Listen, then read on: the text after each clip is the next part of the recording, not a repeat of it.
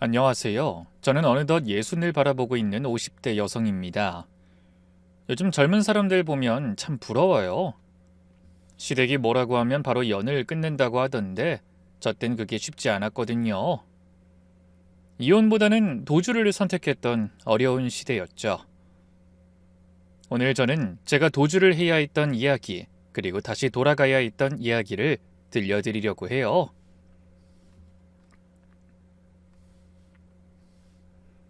저는 강원도 작은 마을에서 세 자매 중 막내로 태어났어요.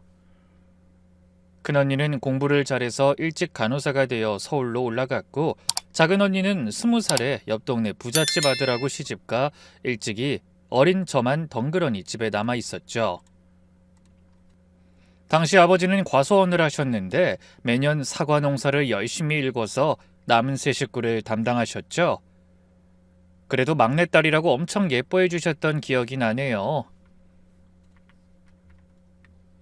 제가 먼 훗날 나이가 들은 후에도 부모님의 도움을 받으며 살았을 정도니까요.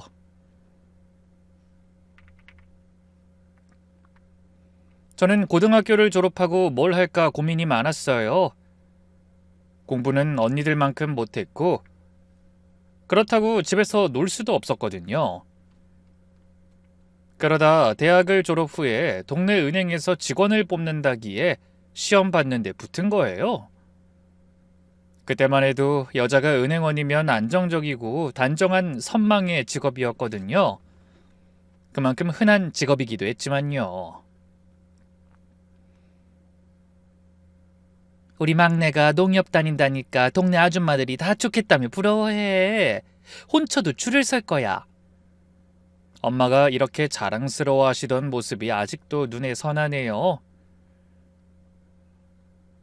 막상 일을 해보니 특별할 것 없이 하루하루가 똑같았지만 나름 안정적이고 보람도 있었어요. 가끔 할머니들이 아이고 우리 손녀 같아서 예쁘네 하면서 사탕이나 과자 주실 때면 기분도 좋았고요. 그렇게 몇 년이 흘러 20대 중반으로 들어서던 해 봄이었어요. 어느 날 퇴근하고 집에 왔더니 엄마가 뭔가 들뜬 표정으로 절 기다리고 계시는 거예요.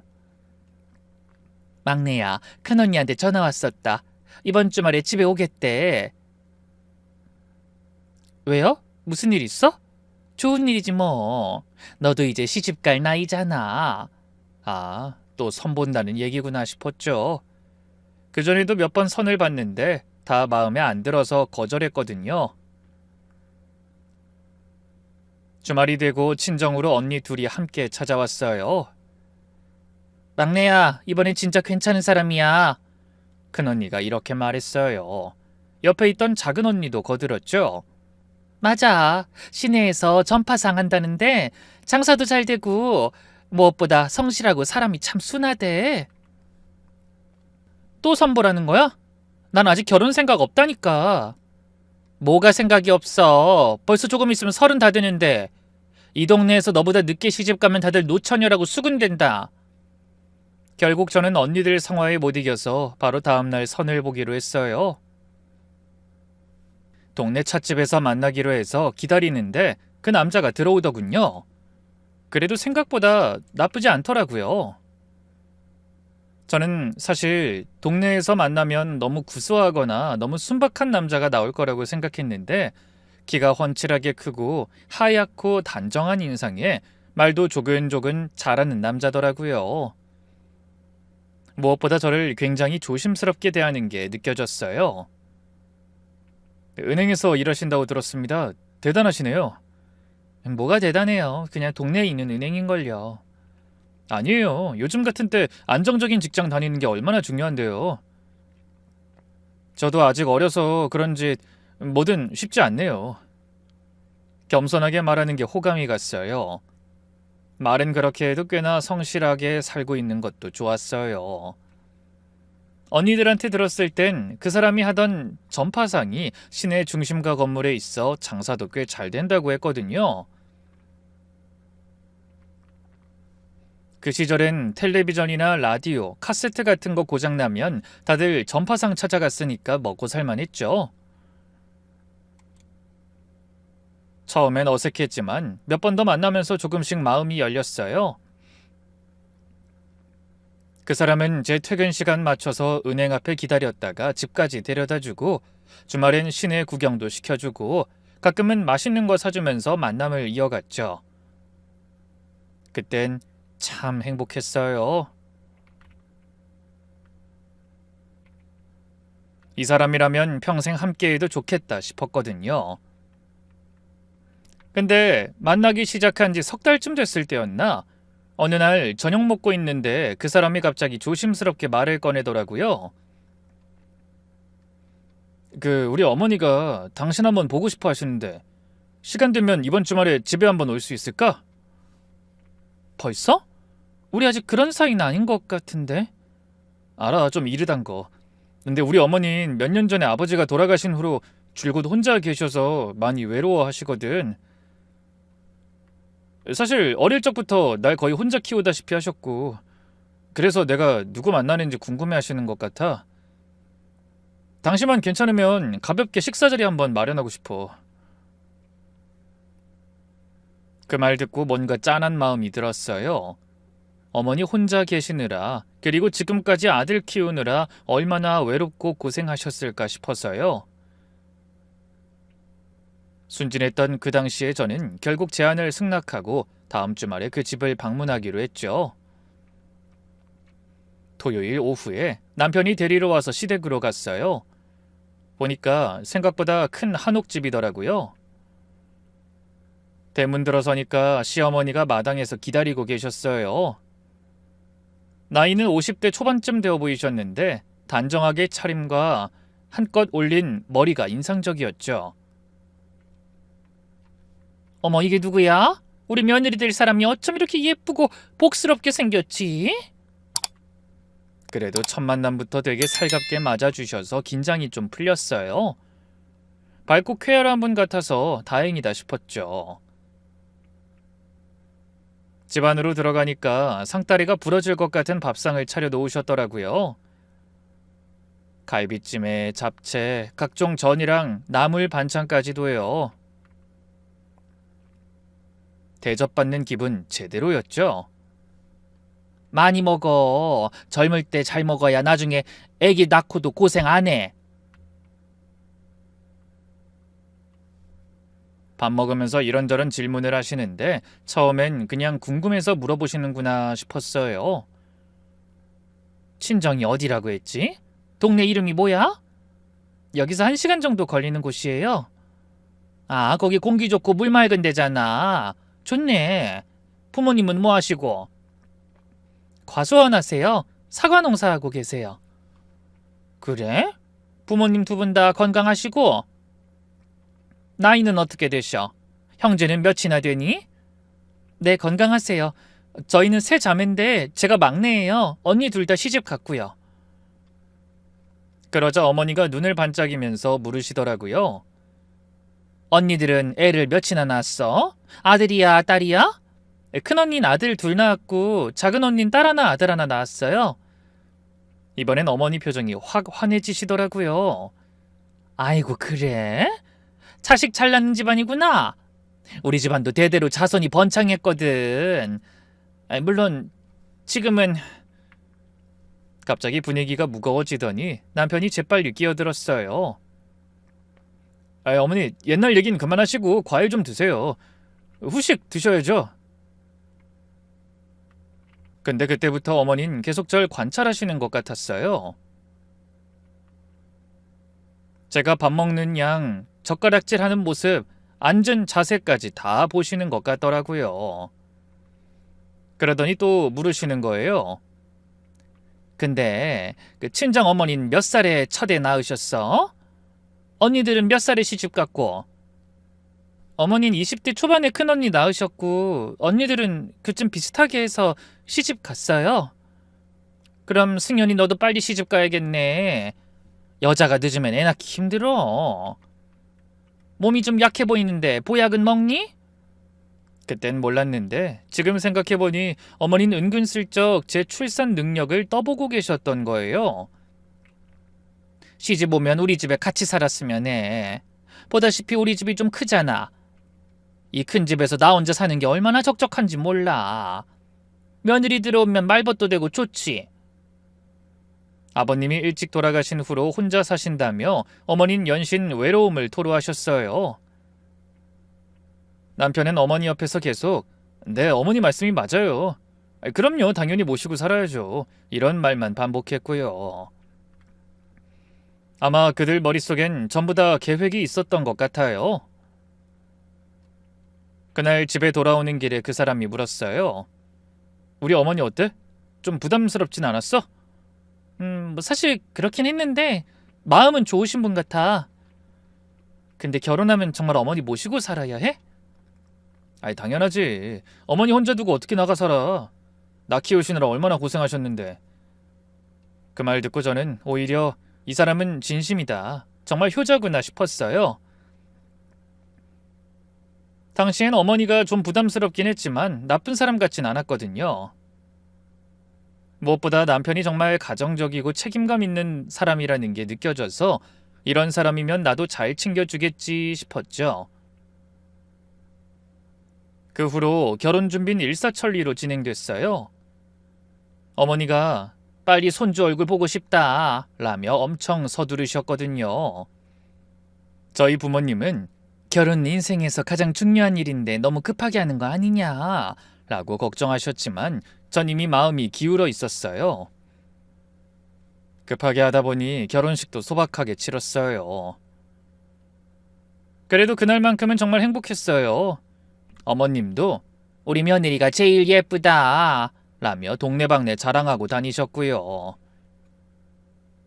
결혼하고 나선 곧바로 시댁에 들어갔죠. 처음엔 나름 괜찮았어요.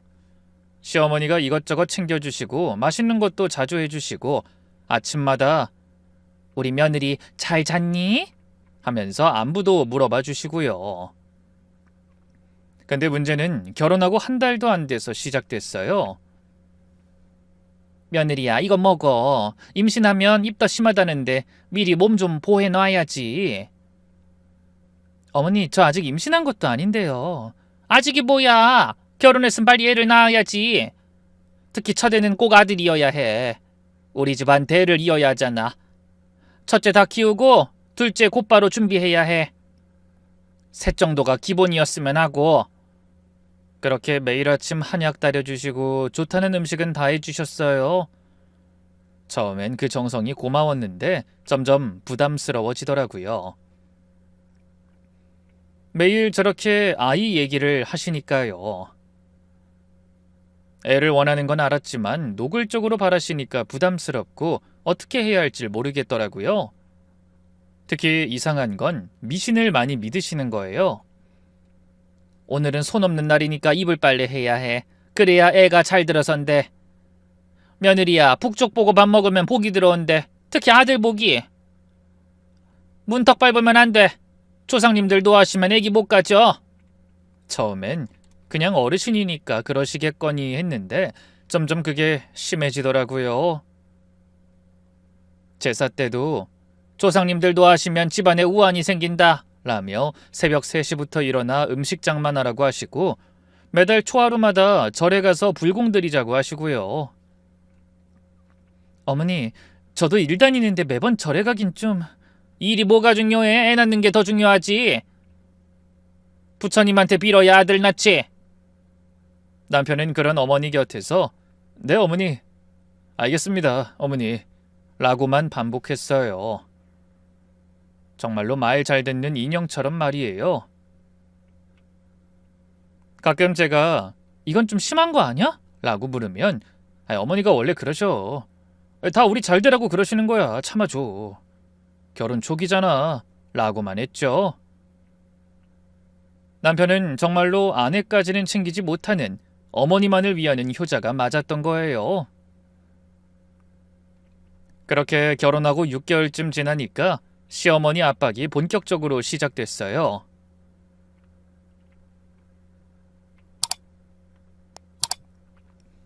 아직도 소식이 없니? 좀 이상한데 병원 가봐야 하는 거 아니야? 시간이 좀 더 필요한가 봐요, 어머니. 원래 계획한다고 해도 바로 가지는 게 아니라고 하더라고요. 시간이 뭐가 필요해? 젊을 때 빨리 낳아야지. 나이 들면 애 낳기 힘들어. 내가 아는 병원 있으니까 가보자.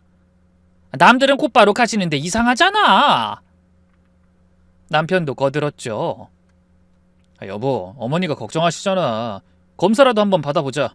혹시 무슨 문제 있으면 빨리 치료해야지.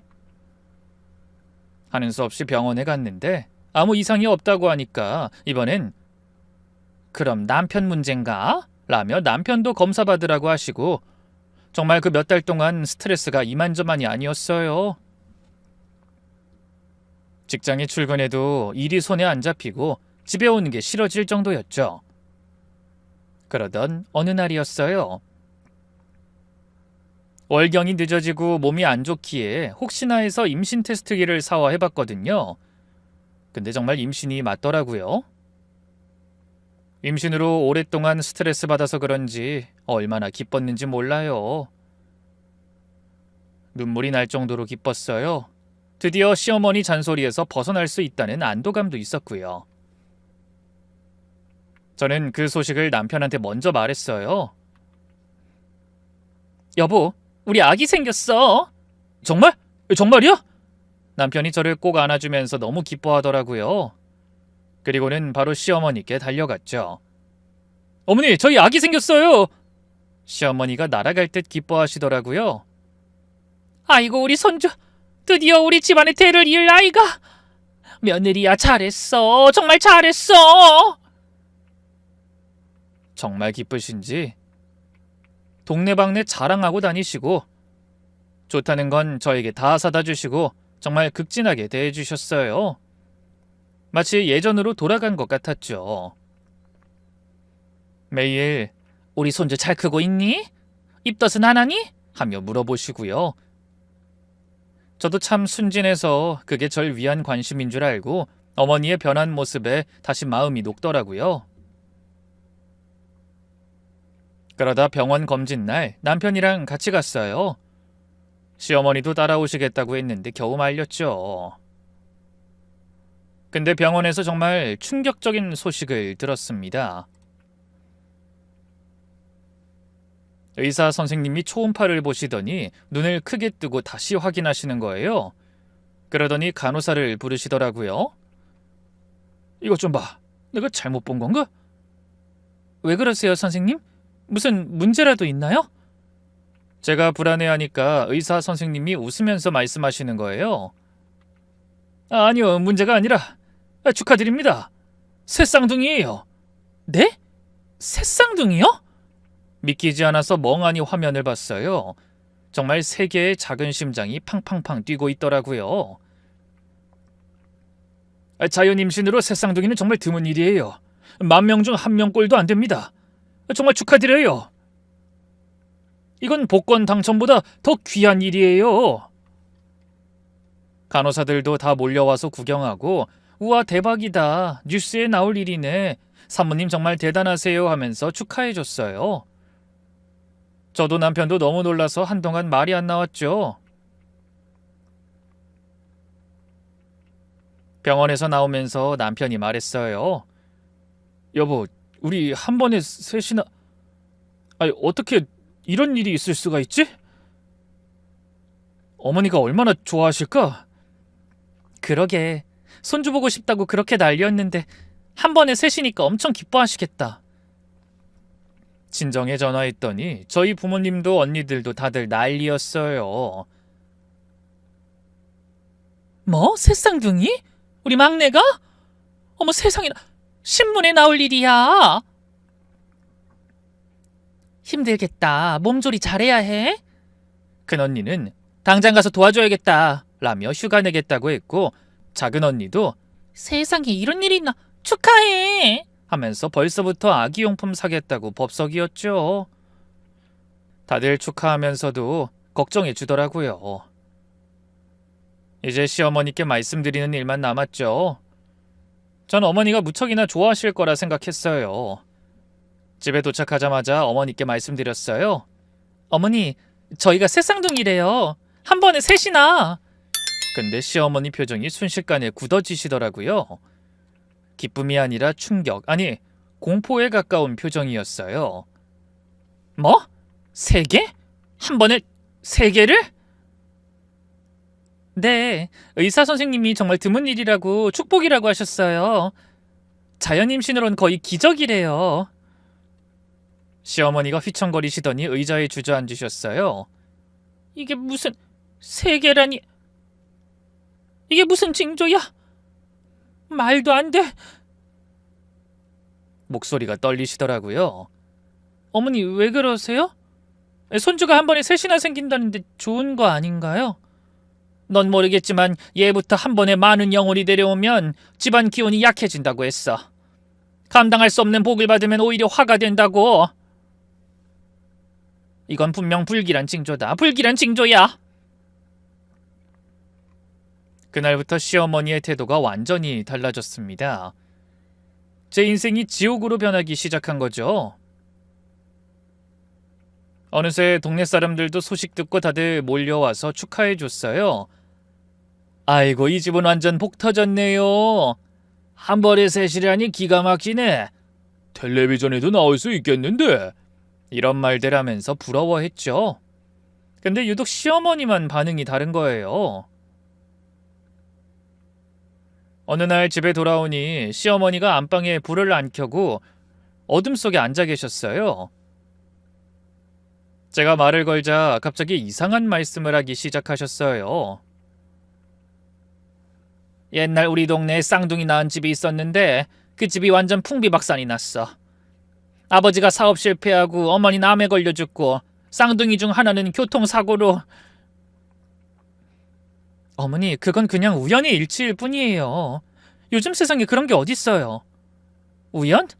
이게 다 하늘의 뜻이야. 감당할 수 없는 복을 내리면 화가 되는 법이라고. 넌 젊어서 모르지만 세상 일엔 다 이유가 있어. 남편은 옆에서 조심스럽게 어머니, 요즘 세상에 무슨 그런 미신을 하다가 시어머니 무서운 눈빛에 말을 삼켰어요. 넌 조용히 있어. 네가 뭘 알아? 내가 50평생 살면서 본 게 얼마나 많은데. 그날 이후로 시어머니는 매일같이 불안해하셨어요. 새벽마다 일어나서 향 피우고 절하시고 절에 가서 스님께 물어보겠다. 유명한 무당 찾아가서 굿이라도 해야 한다. 조상님들께 제사를 크게 지내야 한다. 온갖 이야기를 하셨죠. 제가 배가 점점 불러올수록 시어머니의 불안은 더욱 심해졌어요. 밥상에서도 젓가락 하나 떨어뜨리면 불길해! 라고 하시고 까마귀가 울면 재수없어! 라고 하고요. 심지어 제가 왼발부터 문턱을 넘으면 왜 왼발부터 넘어? 오른발이 복 들어오는 발이야! 가뜩이나 복 없는 집안으로 몰락했는데 너까지 말썽이냐? 라고 소리치셨어요. 제가 더는 못 참겠어서 대체 왜 이러시냐고 그만 좀 하라고 하면 이렇게 대답하셨죠. 그 많은 것들이 뱃속에서 서로 기운을 빨아먹고 있을 거야. 한 놈은 약하게 나올 수도 있고 한 놈은 병신으로 나올 수도 있어. 제대로 된 아이가 나올까? 어머니, 병원에서 검사할 때마다 의사 선생님이 다 건강하대요. 걱정 마세요. 의사가 뭘 알아? 눈에 보이는 것만 아는 사람들이지. 영혼의 무게는 못 재잖아. 도무지 말이 안 통했죠. 이미 자신만의 생각에 너무 갇혀 있어서 다른 누가 말해도 듣지 못하실 것 같았어요. 스트레스 받으면 안 되니 그저 저 혼자 한 귀로 듣고 한 귀로 흘릴 수밖에 없었죠. 새쌍둥이나 되다 보니까 일은 일찍이 그만둘 수밖에 없었습니다. 어느덧 임신 7개월쯤 되니 배가 정말 엄청나게 나왔어요. 만삭인 다른 산모들보다도 훨씬 컸죠. 걷기도 힘들고 숨쉬기도 힘들고 앉아있기도 누워있기도 전부 다 고통이었어요. 조산 위험이 있다고 해서 병원에선 절대 안정을 취하라고 했는데 시어머니는 그것마저도 못마땅히 하셨어요. 병원비만 축내고 있네. 옛날엔 밭에서 일하다가도 애 낳고 바로 또 일했는데 요즘 여자들은 너무 나약해. 일은 또 왜 그렇게 빨리 그만둬가지고 3이나 키우려면 부지런히 벌어도 모자라겠구만. 남편은 어머니, 새쌍둥이는 정말 위험해요. 조산하면 큰일 나요. 라고 했다가 또 혼났죠. 위험한 줄 알면서 왜 그런 씨를 받았어? 처음부터 조심했어야지. 이게 다 제가 자초한 거야. 무슨 말인지 이해가 안 갔지만 아마도 여전히 시어머니는 제가 새쌍둥이를 임신한 것 자체를 제 잘못으로, 제 죄로 여기시는 것 같았어요. 이런 취급받으며 태어날 저의 아이들이 불쌍할 뿐이었죠.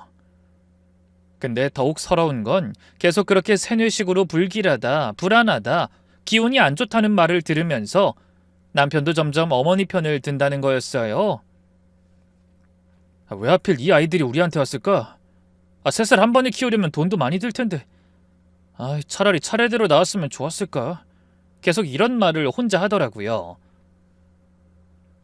어차피 벌어진 일이고 이것도 다 운명인데 자꾸 후회하는 듯한 말을 하니 그게 제겐 더 큰 스트레스더라고요. 제가 그만하라고 하면 그냥 혼잣말인데 뭐가 문제냐고 하고 도무지 말이 통하지 않은 모자였어요. 임신 8개월째. 결국 조산 위험으로 급하게 입원하게 됐어요. 의사가 지금 상태로는 언제든 분만할 수 있으니 보호자가 항상 병원에 대기해야 합니다. 라고 신신당부했는데 이 소식을 들은 시어머니는 코웃음을 치며 결국 내 말 맞지? 병원비만 잔뜩 나오겠네. 집에서도 충분히 쉴 수 있는데 괜히 호들갑 떨지 마라. 라며 바로 집으로 가버리셨어요. 애 아빠는 돈 벌어야 하니까 일하게 놔둬라. 가게 하루 놀리면 손해가 얼만데. 어머니, 그래도 출산할 땐 남편이 옆에 있어야 해요. 출산이 뭐 그리 대단한 일이라고. 나도 혼자서 아들 낳았어.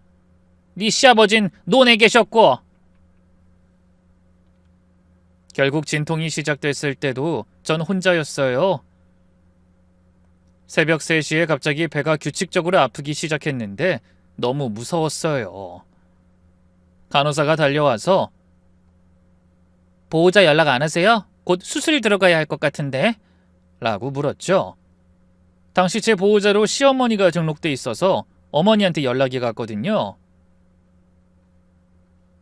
시어머니께 전화 좀 해주세요.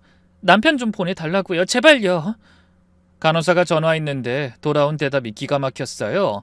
시어머니는 애 아빠 내일 아침에 중요한 거래처 만나야 하니까 절대 깨우지 마라. 애 낳는 건 여자 일이지 남자가 뭘 도와. 내가 아침에 가겠다. 라고 하시며 결국 남편한테 연락하지 않았대요. 믿기지 않았지만 어쩔 수 없었어요. 사모님, 혼자서 수술실 들어가시기엔 너무 힘드실 텐데 친정 부모님이라도 멀리 계셔서 괜찮아요. 혼자라도 나을게요. 수술실로 이동하는 침대에 누워있는데 참 그때 그 기분을 어떻게 설명해야 할지. 옆 수술실로 가는 다른 산모는 남편이 손 꼭 잡아주고 여보 힘내 내가 있잖아 하면서 응원해 주는데 전 정말 혼자였어요. 천장에 형광등 불빛이 스쳐 지나갈 때마다 눈물이 주르륵 흘렀지만 참았어요. 내 아이들을 위해서라도 강해져야 해. 혼자라도 해낼 수 있어. 우선 낳고 슬퍼하자. 다행히 수술은 잘 됐고 세 아이 모두 건강하게 태어났어요. 신기하게도 모두 아들이었죠. 첫째는 2.5kg, 둘째는 2.3kg, 셋째는 2.4kg. 보통 아이들보단 훨씬 적게 나가는 편이었지만 그래도 새쌍둥이 치고는 모두 정상 체중이었어요. 간호사들이 와, 아들 새쌍둥이라니 대단하세요, 산모님. 가족들이 엄청 좋아하시겠어요? 라고 했지만 그 말에 정말이지 씁쓸했죠. 아니 오히려 다가올 시어머니 반응이 무서웠어요. 다음날 아침이 되면 오기로 했던 시어머니는 오시지 않았고 저녁이 되어서야 터덜터덜 걸으며 병원에 오셨어요. 남편도 그제야 따라왔고요. 신생아실 유리창 너머로 아이들을 보시더니 시어머니의 첫마디가 이거였어요. 다 똑같이 생겼네. 누가 누군지 어떻게 구분해? 나중에 바뀌면 어쩔 거야? 어머니, 그래도 손자들인데 다 구분하니까 걱정 마세요. 손자? 한 번에 때려 넣은 게 정상적인 손자야? 걔도 한 번에 여러 마리 나오면 약한 놈은 죽던데. 병원비 대체 얼마나 나왔어? 기운도 없고 대답하고 싶지 않아 그냥 고개를 돌려버렸죠. 그러자 남편이 저에게 와서 이렇게 말하더군요. 미안해. 어머니가 연락 안 주셔서 몰랐어. 수술한 줄도 몰랐다니까. 몰랐다고? 그래. 당신은 원래 내가 입원한 이후부터 제대로 찾아온 적 없으니까.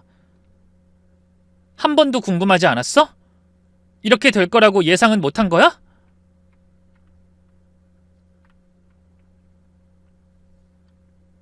가게가 바빠서.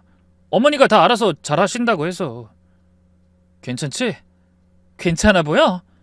당신은 정말 답이 없다. 어머니랑 똑같은 사람이야. 미안해. 난 어머니 말씀만 듣고. 그 순간 깨달았어요. 이 사람은 평생 어머니 그늘에서 벗어날 수 없는 사람이구나. 나와 아이들보다 어머니가 먼저인 사람이구나. 이 사람과 평생 함께할 수 있을까? 그 뒤로 퇴원하고 집에 돌아왔는데 그때부터가 진짜 지옥이었어요. 시어머니는 아이들이 울 때마다 짜증을 내셨어요. 아이고 시끄러 죽겠네. 왜 이렇게 맨날 우는 거야? 하나도 아니고 셋이 돌아가면서 울으더니 귀가 먹먹하잖아. 어머니, 신생아는 원래 많이 울어요. 배고프거나 기저귀가 젖거나 이유도 다양하고요. 어머니도 잘 아시잖아요. 그러니까 한 놈만 낳았어야지. 셋이 돌아가면서 오니까 이게 무슨 집이야? 지옥이지. 밤새 아이들 돌보느라 한숨도 못 자는데 새벽 2시에 첫째가 울고 3시에 둘째가 울고 4시에 셋째가 우는 시기였어요. 겨우 재워놓으면 다시 첫째가 깨고 정말 미칠 것 같았죠. 근데 시어머니는 시끄러워서 잠을 못 자겠다 라며 방문을 쾅쾅 닫으셨어요. 그 소리에 아이들이 놀라서 더 울고요. 그야말로 지옥이 따로 없었습니다. 좀 조용히 좀 시켜! 나이든 내가 잠을 못 자면 어떻게 살아? 그 와중에 남편은 어머니가 예민하시니까 애들 좀 조용히 시켜 라고만 했어요. 제대로 도와주지도 않으면서 말이에요. 어떻게 신생아를 조용히 시켜? 정 그럼 당신이 와서 도와주기라도 해. 나도 내일 일 나가야 하는데 어머니 화내시면 안 되잖아. 어머니 화내시는 것만 중요해? 지금 내 꼴은 안 보이고? 그렇게 매일 다툼이 일어나고 고성이 오가는 게 일상이 됐어요. 어느덧 아이들 돌이 가까워 오면서 애들이 기어다니기 시작했는데 그때부터 정말 더 큰 전쟁이었어요. 첫째는 부엌으로, 둘째는 화장실로, 셋째는 대문으로 동시에 기어가는 거예요. 하나 쫓아가면 둘이 사고치고 둘 붙잡으면 하나가 없어지고. 시어머니는 네가 제대로 못 키우니까 애들이 말을 안 듣는다 라며 매일 트집만 잡으셨어요. 아이를 그렇게 원하셨으면서 고작 새쌍둥이로 태어났다는 이유로 어떻게 이렇게 푸대접할 수 있는 건지 이해가 되지 않았어요.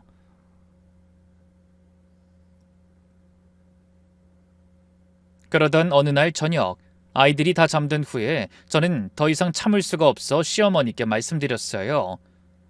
어머니, 제가 뭘 그렇게 잘못했습니까? 아들 셋을 낳았는데도 왜 저한테 이러시는 거예요? 어머님이 말한 미신은 그저 미신일 뿐이에요. 다 사기라고요. 제 말을 듣던 시어머니는 뜨개질하던 걸 내던지며 벌떡 일어나 소리치셨어요.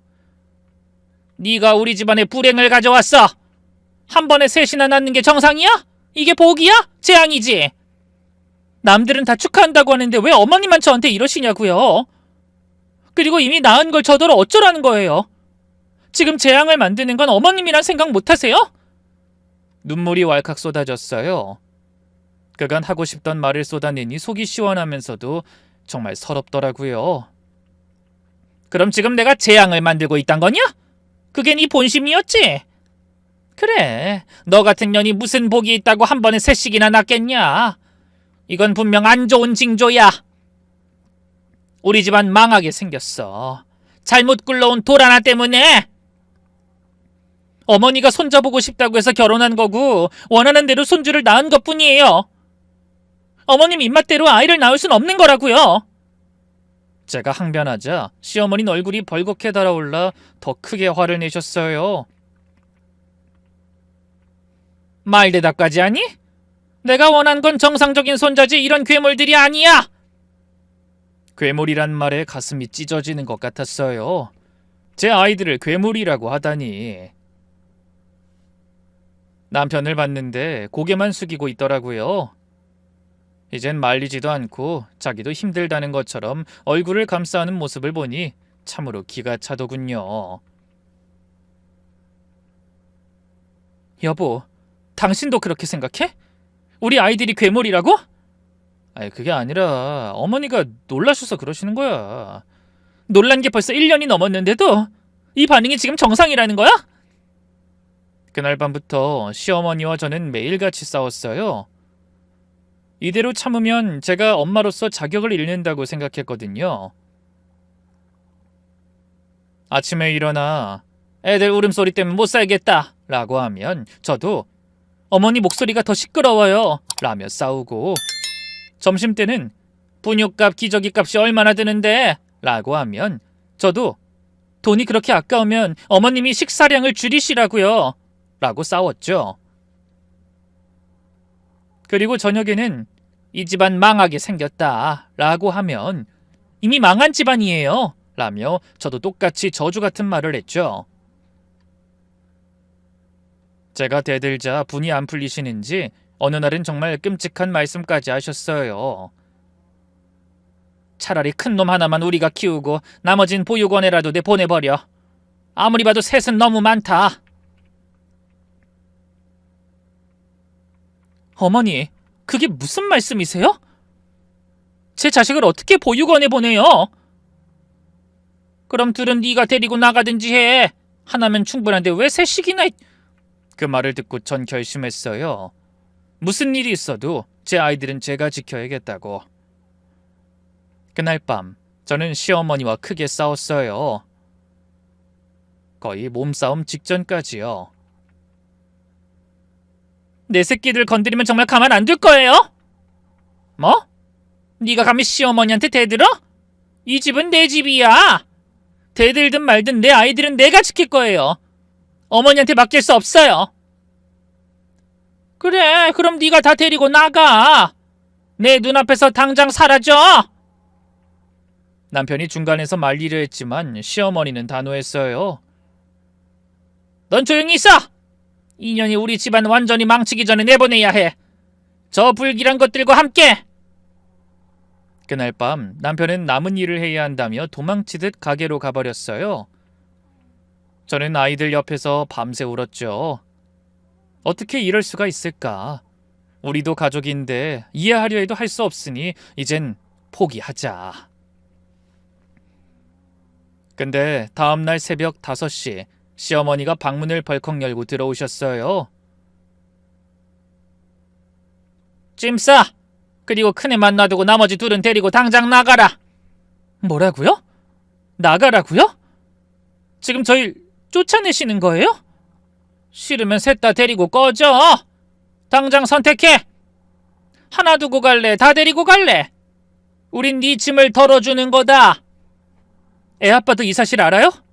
어머니가 자기 아내랑 새끼를 쫓아내려 한다는 거? 안다. 아니까 내가 이렇게 하지. 그러니 어서 나가. 전 새 아이를 번갈아 보며 결심했어요. 이 집에선 더는 살 수 없다고. 남편도 없는 새벽, 저는 서둘러 짐을 쌌죠. 기저귀 한 봉지, 분유 몇 통, 옷까지 몇 개만 대충 챙겨 큰 포대기에 아이들을 하나씩 둘둘 감쌌죠. 첫째를 등에 업고 둘째와 셋째를 양팔에 하나씩 꼭 안았어요. 현관문을 나서려는데 시어머니가 차가운 목소리로 말했어요. 다시는 이 문턱 넘어오지 마라. 너와 그 불길한 것들은 우리 집안과 이제 남남이야. 네, 다신 안 올게요. 어머니도 저희 다신 찾지 마세요. 그렇게 새벽 공기를 가르며 걸었어요. 봄이었지만 새벽 공긴 차가웠고 아이들이 추울까봐 제 옷을 벗어 덮어주며 걸었죠. 역까지 1시간을 걸으면서 몇 번이나 뒤를 돌아봤지만 아무도 따라오지 않았어요. 남편도 시어머니도 우리를 붙잡는 사람은 아무도 없었죠. 첫 기차를 타고 큰언니가 사는 도시로 갔어요. 언니 집 초인종을 누르니 언니가 잠옷 차림으로 나왔다가 깜짝 놀랐죠. 막내야, 이 새벽엔 웬일이야? 애들이랑... 어머, 왜 그래? 왜 울어? 언니, 나 쫓겨났어. 시어머니가 우리 쫓아냈어. 말을 잇지 못하고 그만 주저앉아 펑펑 울었어요. 그리고 지금까지 겪었던 일들을 다 털어놨죠. 언니는 저를 꼭 안아주며 말했어요. 괜찮아, 괜찮아. 언니가 있잖아. 우리가 도와줄게. 그 못돼먹은 시어머니, 어떻게 갓난애기들이랑 며느리한테 그럴 수가 있어? 상종 못할 집안이니 오히려 나온 게 잘 됐어. 언니 집에서 지내면서도 매일이 고통이었어요. 남편이 연락이라도 올 줄 알았는데 일주일이 지나도 한 달이 지나도 아무 소식이 없었죠. 나중에 같은 동네에서 살던 다른 친척을 통해 들었는데 제가 떠나고 나서 시어머니가 오히려 잘 됐다고 불길한 년이랑 재수없는 것들 나가서 속 시원하다 진작에 이랬어야 했다며 동네방네 떠들고 다닌다더군요. 배신감과 분노로 잠을 못 잤어요. 내가 뭘 그렇게 잘못했을까? 정말 새쌍둥이가 불길한 걸까? 아이들한테 미안해서 어떡하지? 자책할 일이 아닌데도 마음이 너무 힘들고 불안해서 자책까지 하게 되더라고요. 하지만 새벽에 아이들이 나란히 누워 서로 손잡고 자는 걸 보면 마음이 찢어지면서도 다시 힘이 났어요. 너희는 내 전부야. 엄마가 어떻게든 잘 키울게. 꼭 행복하게 해줄게. 그 지옥에서 나온 걸 절대 후회하지 않아 난. 이후로 제가 육아 때문에 일을 못하자 언니들과 친정 부모님이 생활비를 대주셨어요. 아버지는 그놈의 집안 내가 가서 쑥대밭으로 만들어 혼내주고 싶다! 라고 화내셨고 어머니는 우리 막내 고생시키는 놈들 천벌받을 거야! 라며 우셨죠. 언니들도 걱정하지 마, 우리가 있잖아! 라며 위로해줬어요. 하지만 언제까지 가족들 도움만 받고 살 순 없잖아요. 아이들이 어느 정도 큰 이후에는 집에서 할 수 있는 봉제 부업을 시작했어요. 언니가 미싱을 구해줘서 아이들 재워놓고 밤새 옷을 만들었죠. 처음엔 서툴러서 실밥도 많이 뜯기고 손가락에 바늘이 찔려 피가 나기도 했어요. 한 벌, 두 벌 만들 줄 알게 되면서 나중에는 밤을 새워 만들 정도로 전념했죠. 크지 않은 돈이었지만 그래도 제 손으로 번 돈이어서 뿌듯했죠. 그래도 예전엔 은행에서 일할 정도로 어엿한 직장인이었던 저인데 아이들 셋을 키우며 집에서 일하는 제 모습이 어찌나 초라하게 느껴지던지요. 마음이 참 힘든 때였어요. 그렇게 또 시간이 흘러 어느덧 아이들이 서로 놀면서 시간을 보낼 줄 알게 되자 작은 언니가 우리가 애들 봐줄 테니까 나가서 일해봐 라고 했죠. 그래서 전 곧장 동네 식당에 취직해서 아침 6시부터 저녁 8시까지 설거지하고 주말엔 김치 공장에서 김치 포장하는 일도 했어요. 손은 항상 빨갛게 부어 있었고 허리는 늘 아팠지만 참았어요. 얘들아 걱정하지 마. 엄마가 있잖아. 우리 꼭 잘 살 수 있어. 너희만 건강하게 자라주면 돼. 매일 밤 거울 보며 그 말을 되뇌었어요. 20년 가까이 그렇게 살았죠. 아이들도 엄마의 고생을 보며 일찍 철이 들었어요. 형제끼리 절대 싸우지 않았고 서로 밥 먹여주고 옷 입혀주며 의족해 자랐죠.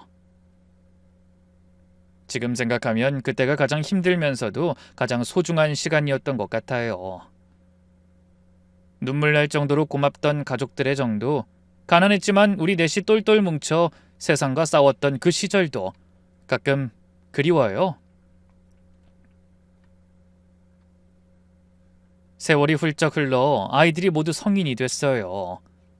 아이들 자랑을 안 할 수가 없네요. 첫째는 공무원 시험에 합격해서 시청에서 일하고 있어요. 월급은 많지 않지만 그래도 안정적인 일이고 아이도 성실하게 열심히 일하고 있죠. 저에겐 제일 듬직한 아들이에요. 엄마, 내가 있잖아. 걱정하지 마. 라고 늘 말해주는 아이거든요. 둘째는 자동차 정비 기술을 배워서 작은 카센터를 운영해요. 손재주가 좋아서 어릴 때부터 뭐든 뚝딱 고쳤거든요. 지금은 단골 손님이 많아 나름대로 바쁘게 지내고 있죠. 엄마 차는 평생 무료야! 라며 웃는 모습을 보면 참 대견해요. 그리고 셋째는 공부를 제일 잘했어요. 가난한 형편에도 열심히 공부해서 의대를 갔는데 거기서도 장학금 받으며 다녔어요. 정말 돈 많이 드는 과정이었는데 동갑이지만 그래도 형인 걸 티내고 싶었던 건지 다른 형들이 막내가 우리 집 희망이야 라며 뒷바라지를 도와줬어요. 형제 애가 바로 그런 건가 봐요. 막내도 인턴, 레지던트 과정 거치면서 갖은 고생 다 했지만 그래도 믿어주는 가족들이 있어 끝까지 해냈죠. 지금은 대학병원에서 일하는 의사가 됐어요. 셋째가 의사 되던 날 우리 넷이 모여서 펑펑 울었어요.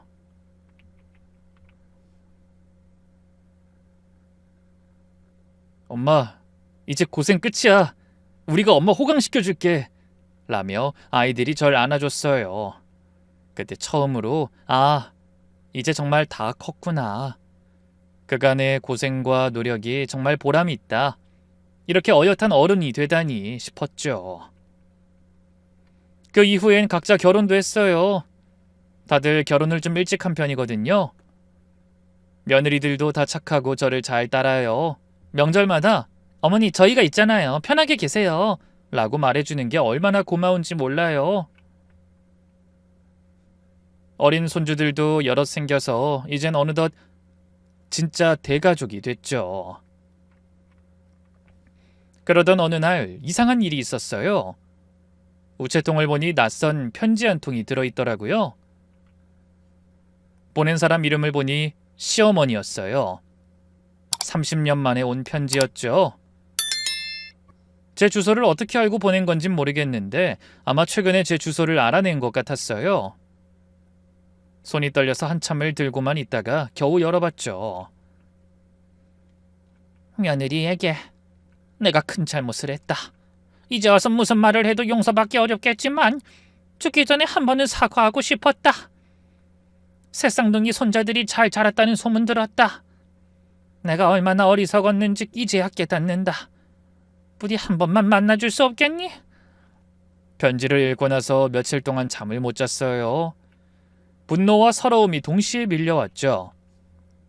근데 더 화가 났던 건 편지가 온 다음 주에 일어난 일이었어요. 그러다 며칠 후 갑자기 시댁 사람들이 집으로 찾아왔어요. 옛 시숙이었죠. 결혼 당시에도 대면대면한 사이였는데 30년 동안 연락 한 번 없다가 다시 찾아오니 어이가 없더라고요. 느닷없이 집 앞에 나타나 제게 이렇게 말했죠.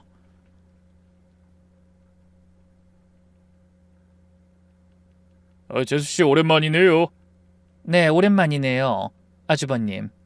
무슨 일이세요? 다른 게 아니라 어머니가 많이 편찮으세요. 암이래요. 우리도 형편이 어려워서 조카들 잘 됐다면서요. 그럼 형편 많이 나아졌을 것 같아서. 그때 깨달았어요. 편지는 미끼였구나. 우리가 잘 지낸다는 소식을 듣고선 그 콩고물 받아먹으려고 감정에 호소한 편지를 보낸 거구나. 그거로 안 되니까 다른 가족들을 동원한 거구나. 의도를 아니까 소름이 끼쳤어요.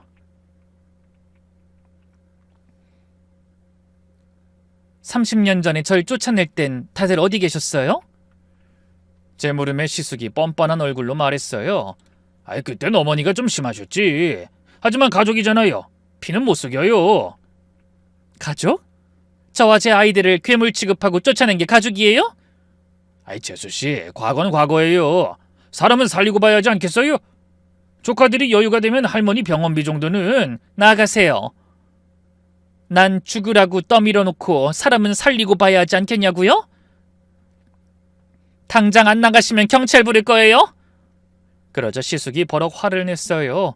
본 모습을 보인 거죠. 이렇게 나올 거예요? 우리 엄마가 죽어가는데? 그 어머니가 저랑 제 아이들 버릴 땐 눈 하나 깜짝 안 하셨잖아요. 이제 와서 왜 찾아요? 스스로 너무 뻔뻔하다고 생각하지 않아요? 죽든 말든 제가 무슨 상관인데요? 그리고는 저는 정말 경찰을 불렀고 그제야 시숙은 곧장 나갔어요. 정말 어이가 없고 기가 막혀서. 그들이 떠나고 나서 아들들에게 전화했어요. 혹시 저에게 무슨 일이 생길지도 모르니 준비를 해둬야 할 것 같았거든요.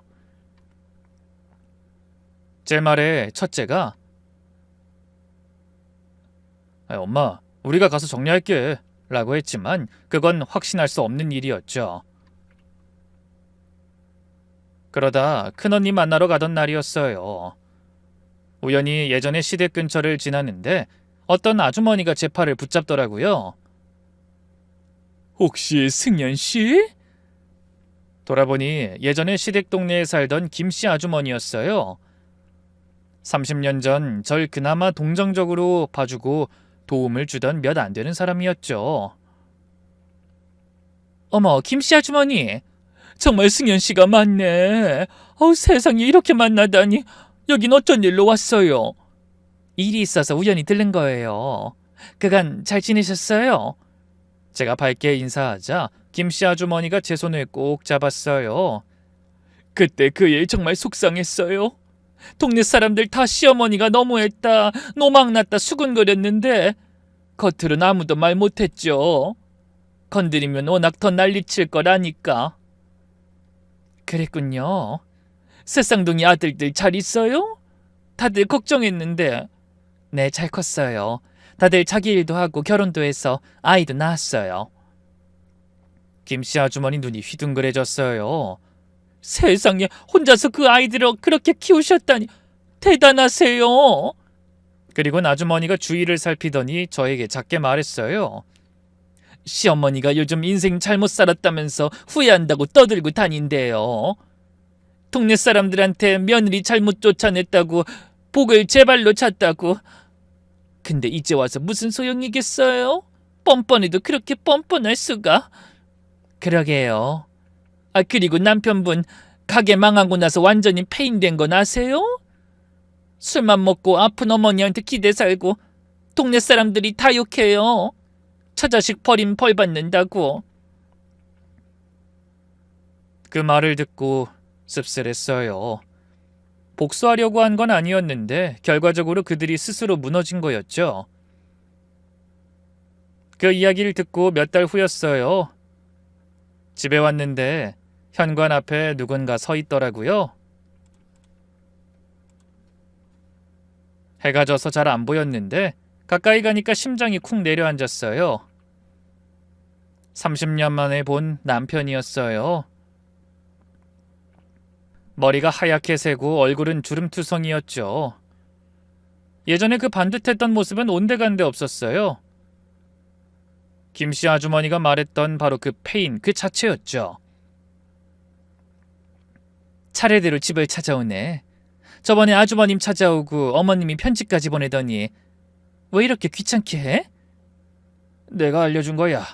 당신 찾으려고 안 해본 일이 없어. 막상 찾고 나니 겁이 나서 못 왔고. 형이랑 어머니가 귀찮게 한 건 미안해.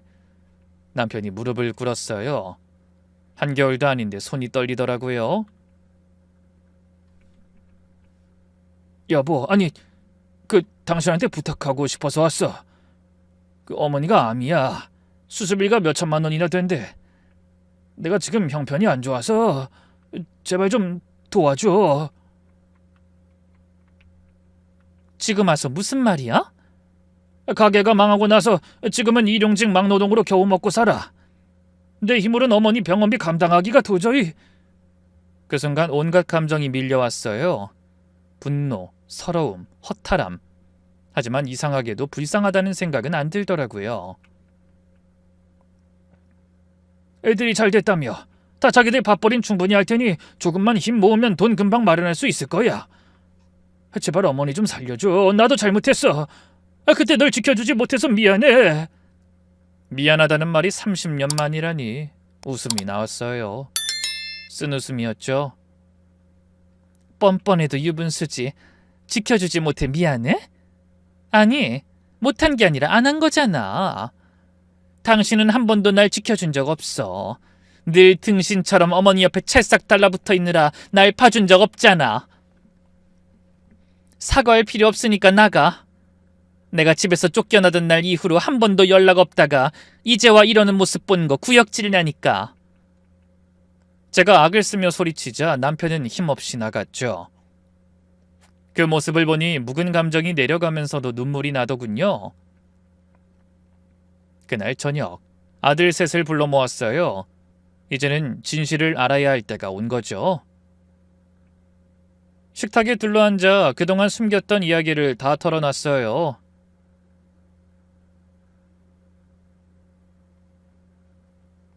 너희한텐 아빠가 있었어. 그리고 할머니도. 하지만 너희가 태어났을 때, 내가 가장 힘들었을 때 우릴 버렸어. 아이들 표정이 굳어졌어요. 첫째가 먼저 물었죠. 왜 버렸어? 할머니가 새쌍둥이는 불길하다고, 집안 망한다고 쫓아냈어. 아빠는 할머니 편 들었고 한 번도 날 찾지 않았지. 둘째가 주먹을 불끈 쥐었어요. 그런 사람들이 이제 와서 뭘 원해? 할머니가 암이래. 수술비 달래. 셋째가 한숨을 쉬었어요. 참 염치도 없지. 그걸 들어줄 거라고 생각하는 건가? 저는 차분히 이렇게 말했어요. 너희가 결정해. 엄만 너희 뜻 따를게. 세 아들이 서로를 봤어요. 그리고 첫째가 말했죠. 우선 가보자. 우리가 어떻게 컸는지 보여주러. 다음날 우리 넷은 시어머니가 입원한 병원으로 갔어요. 지방에 있는 작은 병원이었는데 시설이 낡고 분위기가 어두웠어요. 병실 문을 열고 들어가니 시어머니가 누워 계셨어요. 그 옆에는 남편이 있었죠. 시어머니는 30년 전 그 오만하던 모습은 사라지고 작고 여린 노인이 되어 있었더라고요. 어머, 이게 무슨... 시어머니 눈이 휘둥그레졌어요. 새 아들이 나란히 서 있는 걸 보고 말을 잇지 못하셨죠. 안녕하세요. 첫째가 먼저 인사했어요. 둘째와 셋째도 고개를 살짝 숙였죠. 시어머니는 떨리는 손을 뻗으며 말했어요. 너희가 우리 손자들이구나.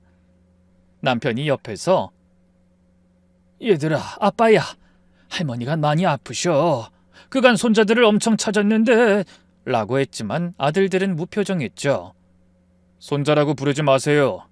첫째가 단호하게 말했어요. 저희는 할머니도 아버지도 없이 자랐습니다. 어머니 혼자 저희 셋을 키우셨어요. 둘째가 이어서 말했죠. 어머니가 얼마나 고생했는지 알아요?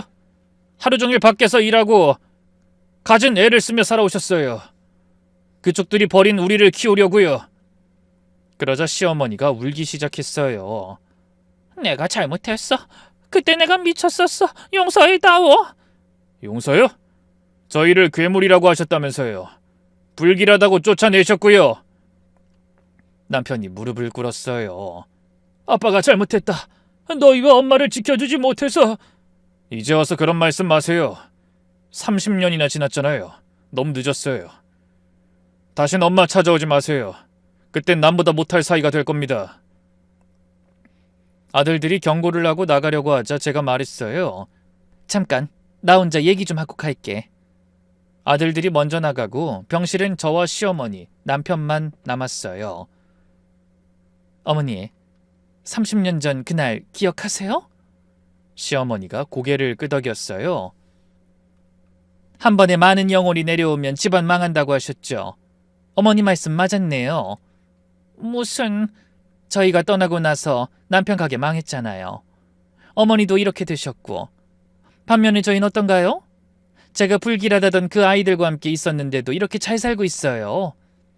정말 그쪽 집안이 망한 거잖아요. 시어머니가 말을 잇지 못했어요.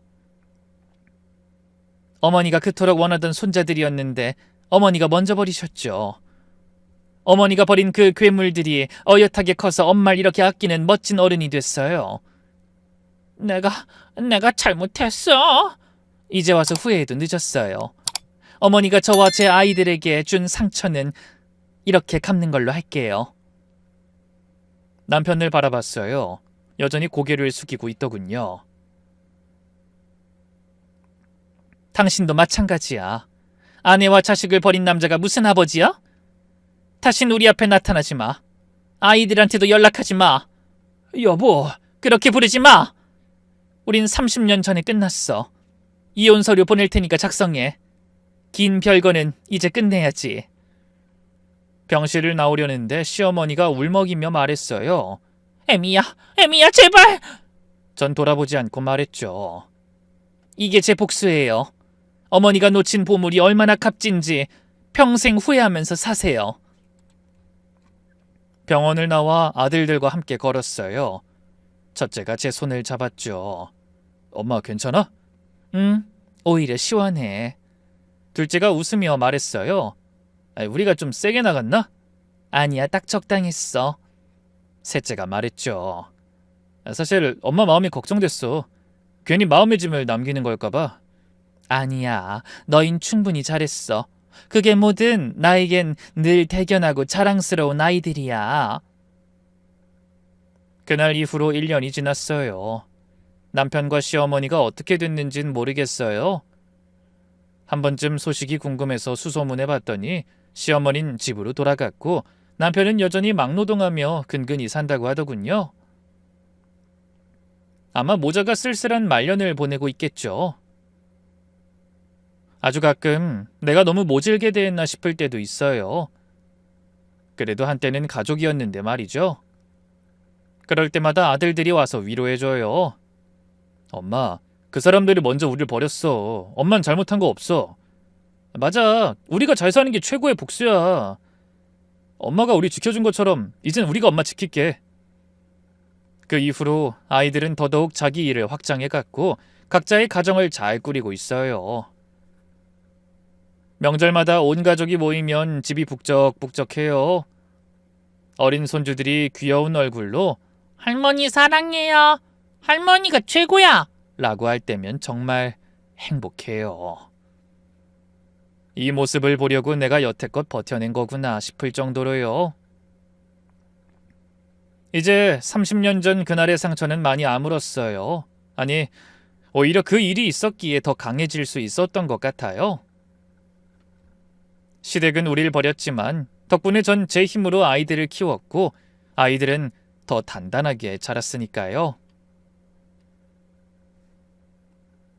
복수는 끝났어요. 이제 저는 진짜 행복을 누리며 살아갑니다. 제가 지켜낸 새 아들과 함께요.